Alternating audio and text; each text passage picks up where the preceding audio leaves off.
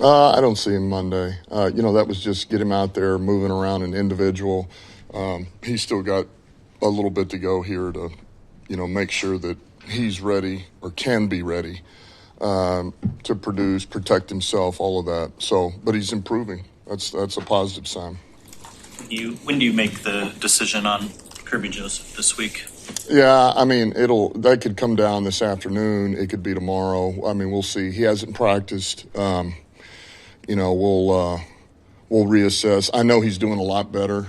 We just want to be smart with it and see where he's at. But he is feeling better. He's getting better. So, but I don't see him practicing today. Not specifically, but is it like a tendonitis type issue where it just needs time to calm down? It's not necessarily that, but time will help. Time could help, we'll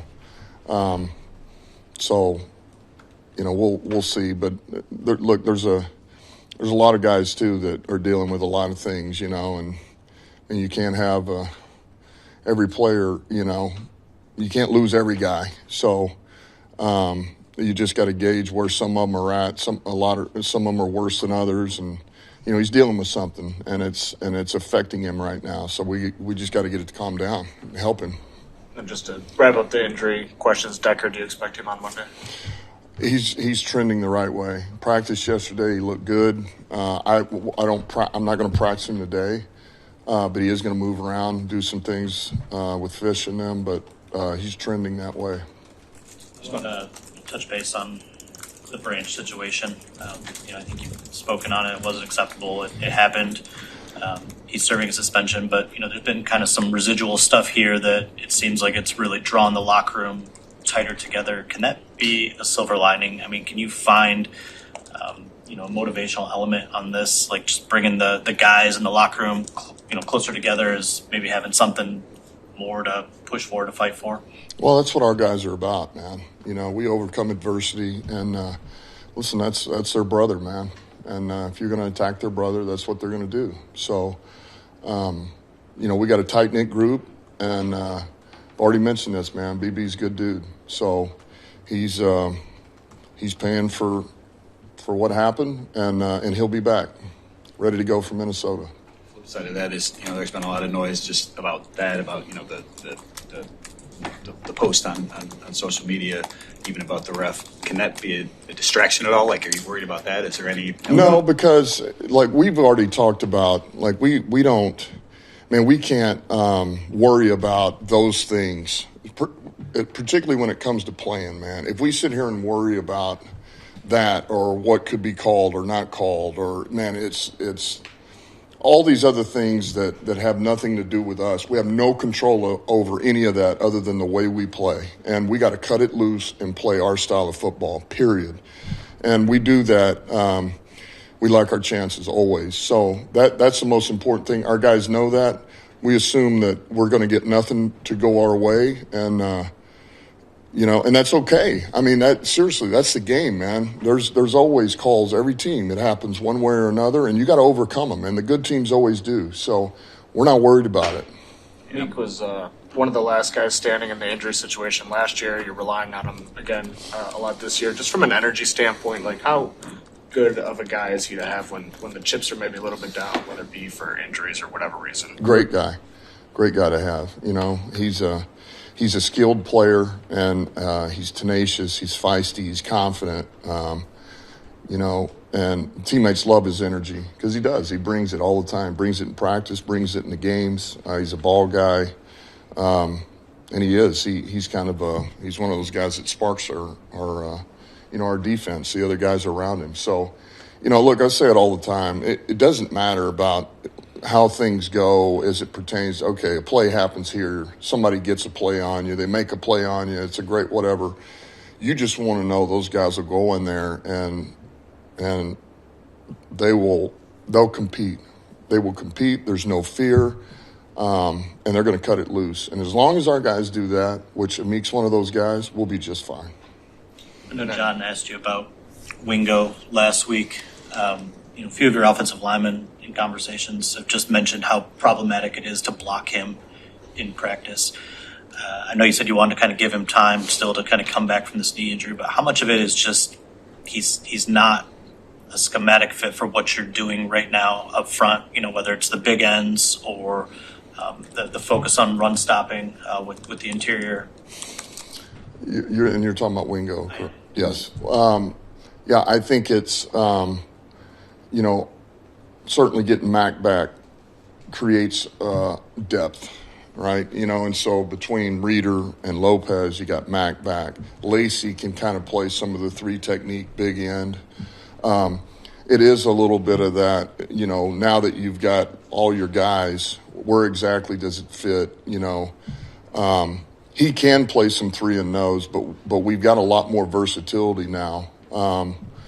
And then he's not really special teams. So it just kind of puts him in one of those spots where he just keeps working, just keep working. And doesn't mean this is done for him or he's not going to get an opportunity. Those guys know it. I mean, I'm watching Miles Adams, man. He had a heck of a practice this week on scout team. And those guys need to know. And I think they understand. We watch it all the time. And you're one play away from being the next guy up. So Wingo's in that boat.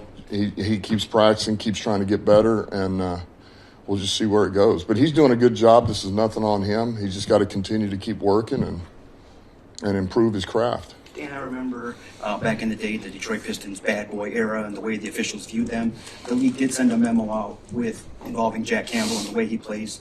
Do you feel like there's a growing misunderstanding about the way your players play the game, that it's too aggressive or violent? Well, look, it was the league did say what he was doing is legal. But if you miss with a punch, it would be illegal. So I want to make that clear.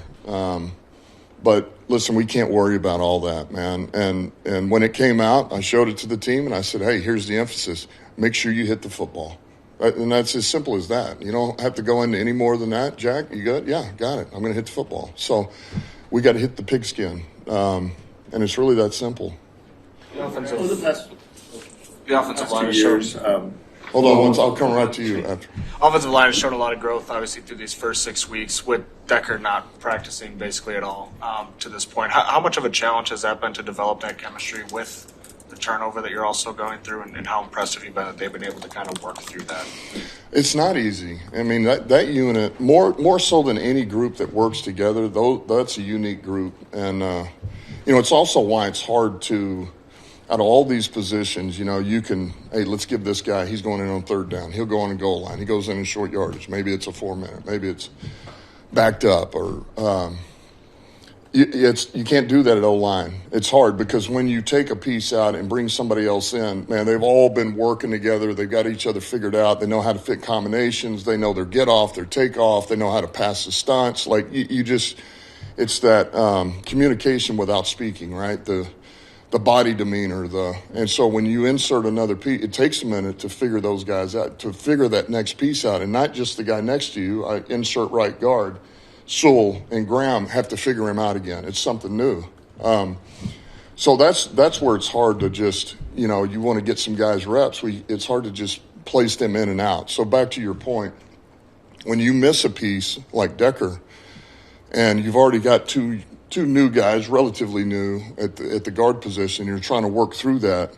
It's not easy, but those guys have done a hell of a job. Hank's done a hell of a job, and they really have grown a ton. They really have, and we get Decker back. That it only helps us. It only helps us. So Decker's a hell of a player, and seen a lot of football, and he makes guys around him better.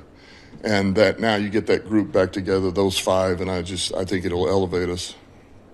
Over the past 2 years, how much do you feel like your offense has insulated your guys from the personnel losses on defense? And how much is your philosophy governed by the idea that the offense is more in control of things, obviously, if you have possession of the ball? Well, look, we've got – I feel like we've got a little bit of everything here, and we can play a number of different ways. That's always going to help you. So then you can adjust accordingly off of how the game goes. You can pull back, you can push, you can, and that helps. We got an outstanding quarterback, man. I mean, that helps when you can put it in his hands and you do what you need to do. that's always going to give you that flexibility to play the game a certain way. So, and I think most teams with a good quarterback would tell you that, but it's always going to be, I know it's always kind of been that way, but a number of it is, we had injuries, like last year. And so you're trying to you're playing rabbit a little bit. You're trying to stay ahead of the opponent and make them catch you. But every game's different, every season's different. And, it's a little bit like Cleveland. Man, we really leaned on our defense against Cleveland. We knew we needed to. They showed up, played big, takeaways, and then offense we scored. But it wasn't one of those kind of like what we'd done last year. So I just go back to this. We play with 3 phases, and we will do that every game, every season. One quick one in just about the game, because we haven't talked a lot about it this week. I mean, I know it's mid-October, but this is really 2 heavyweights. It could be ultimately decide NFC, home field. So just as you look at this, the magnitude of this game this week. Well, it absolutely. I mean, it's one of the first things I thought of going in. It's like, this will have meaning towards the end of the year. This will mean something. This will. But at the same time, it's the next game. And if you make it more than the next game in front of you, you got to be careful with that, and you still got to be loose enough and confident enough to just cut it loose. And don't worry about a misstep, because the fact of the matter is, too, man, it's a long season. It's a long season. So, man, let's worry about playing better than we did last week. Like, really, let's just play better. Let's play cleaner football, protect it like we have been. Let's get some takeaways. Let's get some plays on special teams, find some explosives, and find a way to beat this opponent, because it is a good opponent.